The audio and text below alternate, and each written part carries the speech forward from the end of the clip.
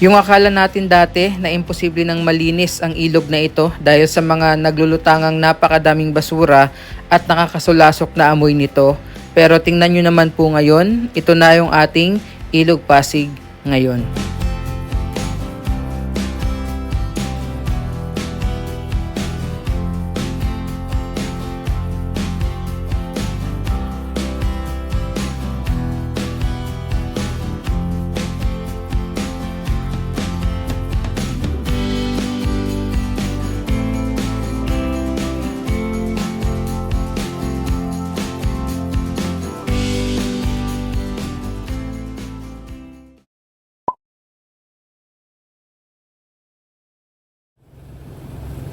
Yes po, magandang araw at isa naman pong Pasig River update yung vlog natin today. And nakasakay tayo right now sa Pasig River Ferry at binabaybay natin itong kahabaan po ng Ilog Pasig. Magmula tayo sa Escolta papunta dito po sa Guadalupe sa Makati. So titingnan nyo, napakaganda ng kalangitan dahil ito po yung 5:30 PM trip. Saktong-sakto sa sunset. Kaya talagang may enjoy niyo po yung napakagandang sceneries dito. At the same time, may enjoy niyo talaga yung biyahe dahil sa napakalaking improvement po ng ating Ilog Pasig pagdating sa mga basura na napakadami pong lumulutang noon. Gayon din sa malaking pagbabago po sa amoy nito dahil naalis na talaga yung masangsang at nakakasulasok po na amoy ng ating Ilog Pasig. At dahil nga po dyan, kung kaya't tuloy-tuloy po ang pagtangkilik ng mga kababayan natin dito sa ating Pasig River Ferry at talagang may enjoy po ng mga kababayan natin yung napakagandang views and sceneries po habang binabaybay nila po itong kahabaan ng Ilog Pasig. Sa katunayan po, last year ay umabot sa higit 233,000 po na pasahero ang tumangkilik sa ating Pasig River Ferry magmula po buwan ng January hanggang November. At ngayong taon naman po, buwan pa lang ng Enero ay umabot na sa higit or halos 15,000 na pasahero po ang tumangkilik sa ating Pasig River Ferry. So sa ngayon, tara, enjoy muna natin yung ating napakaganda, smooth at walang ka-traffic po na biyahe dito po sa Pasig River Ferry.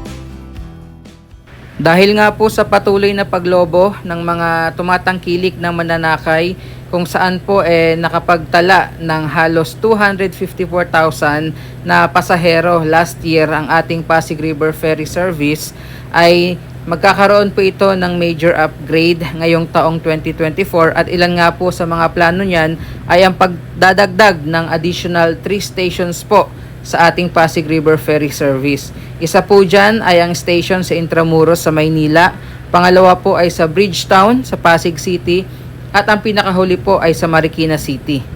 Ang construction po ng mga nasabing dagdag na stations ay gagawin pagkatapos po ng ginagawang dredging operation po sa kahabaan ng Ilog Pasig.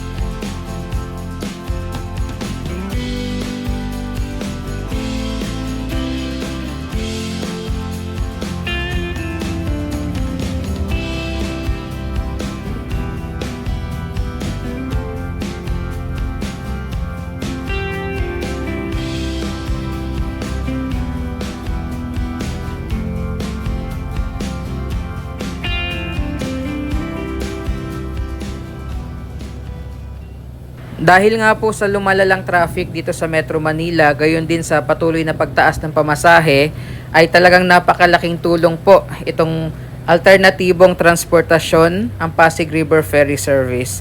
Sa ngayon po ay libre pa rin ang pagsakay, buong taon ng 2024 ay libre pa rin po. Simula po noong December 2019 kung saan nag-offer ang ating gobyerno ng libreng biyahe dito sa Pasig River Ferry hanggang taong 2024 ay libreng-libre nyo pa rin pong ma-enjoy ang pagsakay dito. Kung naghahanap kayo ng hassle-free, no traffic, and free ride, ay ito na po yung sagot dyan. At isa po ako sa mga patunay dahil medyo hesitant po yung mga kababayan natin sumakay dito dahil ang paniniwala nila ay medyo may amoy or mabaho ang singaw ng ating Ilog Pasig. Pero sa ngayon po, wala na po yung mabahong singaw ng ating Ilog Pasig. Kaya may enjoy nyo po yung pagsakay sa Pasig River Ferry Service. So ngayon po ay andito na tayo sa Santa Ana, Maynila, kung saan makikita nyo po yung kauna-unahang river footbridge crossing Pasig River. So this is located po dito sa may Santa Ana sa Maynila, kung saan before yung mga kababayan natin dito ay sumasakay ng bangka patawid po doon sa may kabilang side ng Maynila or ng Pasig River. Pero ngayon dahil dito sa river footbridge, ayan, malaya na pong nakakatawid na hindi na po kailangan sumakay ng bangka itong mga kababayan natin dito po sa bahaging ito ng Maynila. So ito po ay ang Pasig River footbridge located po dito sa Punta Santa Ana, Maynila. Isa pa po sa ma-enjoy nyo sa pagsakay sa Pasig River Ferry ay ang makukulay po na murals na makikita nyo sa magkabilaang bahagi po ng ating Ilog Pasig.